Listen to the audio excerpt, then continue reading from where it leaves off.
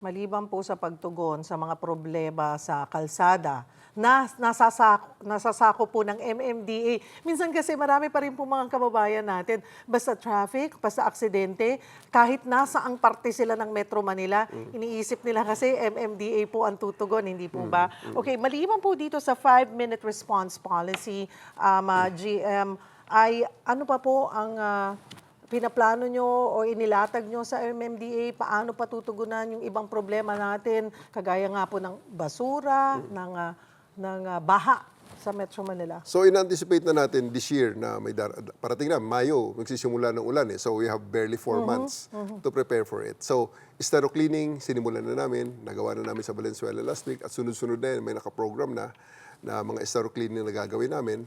And then we also have